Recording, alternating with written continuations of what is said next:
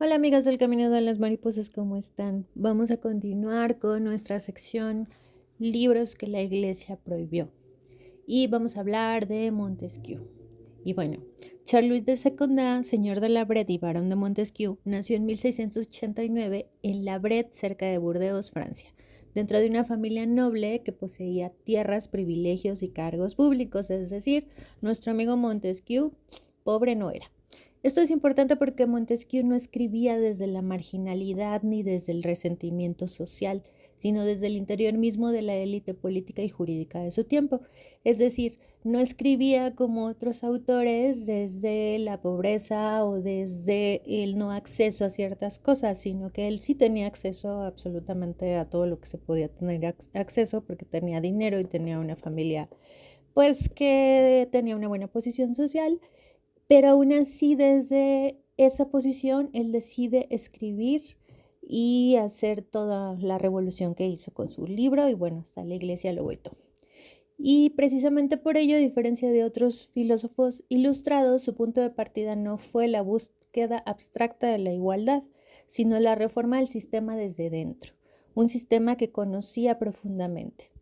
A él le tocó heredar el cargo de presidente del Parlamento de Burdeos, institución que no era un parlamento legislativo como hoy lo entendemos, sino un tribunal superior de justicia.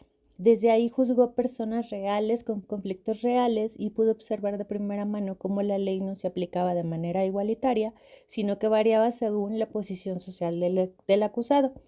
No sé si le suene, pero bueno, hasta el día de hoy es así, ¿no? Si tienes dinero para contratar a un buen abogado, para llevar tu proceso, para faltar a tu trabajo, etcétera, pues la ley normalmente te da la razón, pero si eres asalariado, si no puedes contratar buenos abogados, etcétera, es muy difícil. Entonces él se dio cuenta de esto.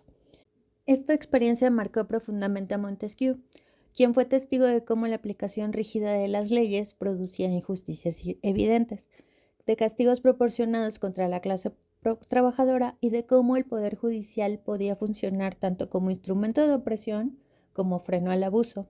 Por eso sus ideas no nacieron únicamente de la teoría, sino de la práctica cotidiana del derecho.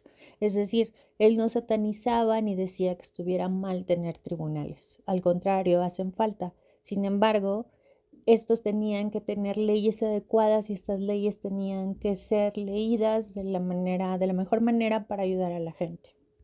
Otro factor decisivo en la formación de su pensamiento fueron sus viajes por Europa, especialmente su estancia en Inglaterra.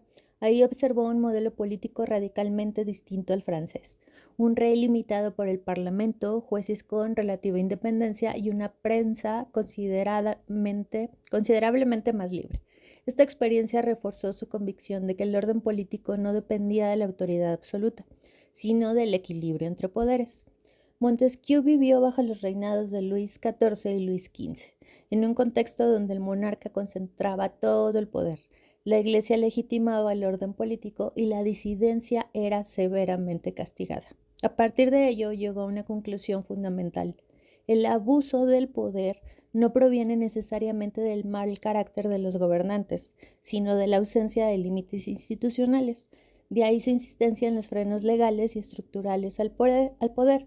Es decir, las personas no es que abusen del poder porque son malas en sí, sino porque no tienen límites. Entonces, cuando una persona tiene demasiado poder, ese poder necesariamente lo corrompe y termina haciendo cosas que seguramente antes de tener tanto poder creía que no iba a hacer.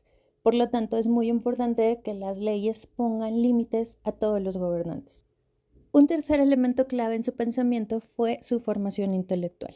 Leyó a Aristóteles, de quien retomó la idea de las constituciones mixtas, a Cicerón por su reflexión sobre la relación entre la ley y la virtud, a John Locke, especialmente en lo relativo a los límites del poder, y estudió con profundidad la historia romana, que utilizó como un auténtico laboratorio moral para analizar el ascenso, corrupción y caída del poder político.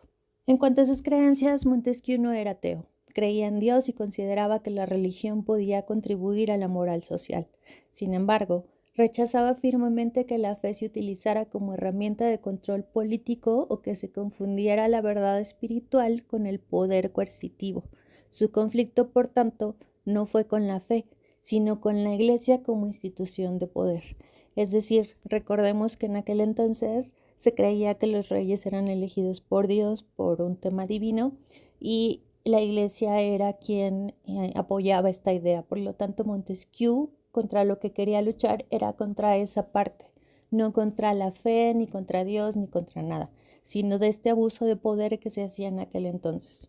En 1748 publicó su obra más influyente, El espíritu de las leyes.